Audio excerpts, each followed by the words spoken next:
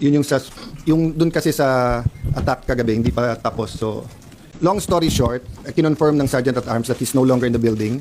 I'm waiting for the complete incident report, anong oras umalis. In the meantime, nakausap ko at nag-text sa akin yung kanyang wife. And I told her naman na I will papaabot ko sa Filipino people and sa 13 yung kanyang message. So sa 13, sabi niya, sana wag sayangin yung sakripisyo na ginawa ni Senator Bato. She hopes that we stick together. Tapos eto sabi niya sa akin, good PM sir, in behalf of my family, we would like to thank you and all the other senators for all the support you have done for my husband. At the same time, I'd also like to ask for forgiveness for all the confusion and havoc it has created in the Senate. It is for this reason, I am sure that Ronald made his in quotation mark escape. He told me habang tumatagal kasi siya dyan sa loob ay mas nadadamay pa kayo. Alam naming hindi lulusubin ng NBI, CIDG and police o sino pang mga militar ang Senate kung wala siya sa loob. Kaya kahit na gaano siya ka-safe dyan, mas nangibabaw pa rin para sa kanya ang safety ng lahat. Nung umalis ako ng Senate 9 PM para umuwi kami sa bahay, last namin na pag-usapan, dyan muna siya mag-stay put. Dyan, yung stay put lang raw siya dyan sa loob kasi safer for him. Total may 72 hours TRO. Nagulat at natakot na lang kami for his safety nung narinig namin na sa labas na siya. Wala sa plano but knowing him, I am sure he took the opportunity nung nagkaguluhan at nagkaputukan na. Pasensya na po sir, mahaba message ko, etc. I really do want to thank you and ask for your forgiveness and understandings. Ito lang ang paraan, hoping you find time to read this message. No? So what I did is I also asked the Secretariat, they gave me a report.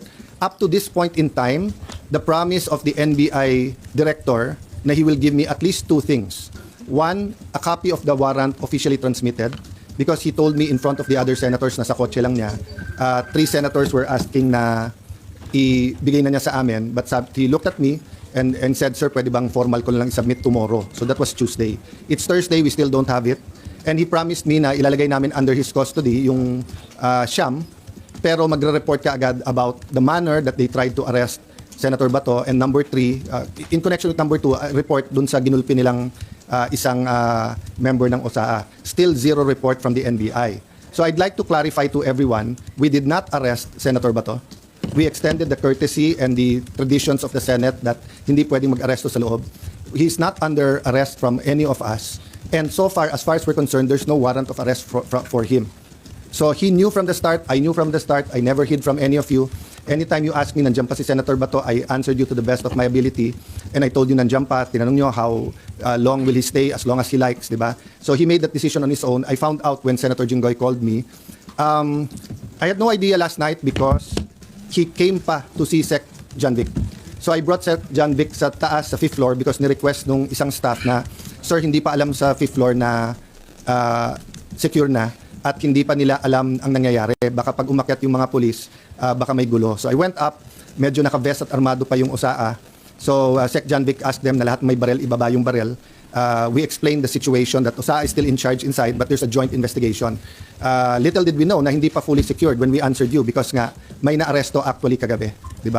I think na-report nyo na lahat. So I just promised Sec John Vic that I'll wait for his report and that siya magsasabi sa details para nga walang miscommunication or accusation. But since someone close to me sent me a text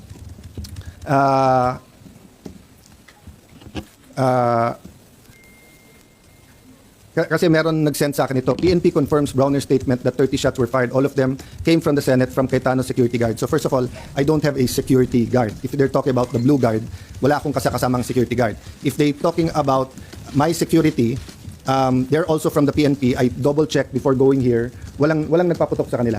Okay? So anyway, make a long story short, ito po ang text ni Sen John Vic. The count was 27 from inside the Senate and 5 from the other side. No?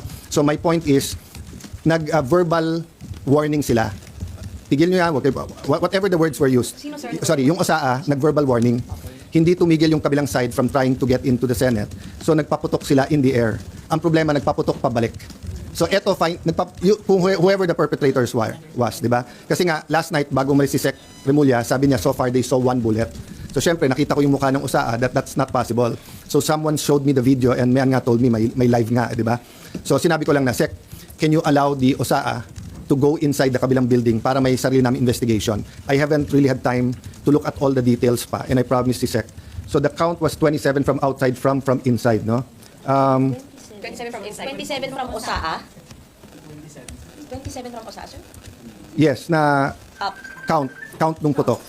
From OSAA, 5 Yes. from the kalaban. Yes. Kasi ang warning shot, itutuloy-tuloy mo yon until nga, kaya mo wina-warning, ayaw mo magkabarilan eh, di ba? So kailangan umalis.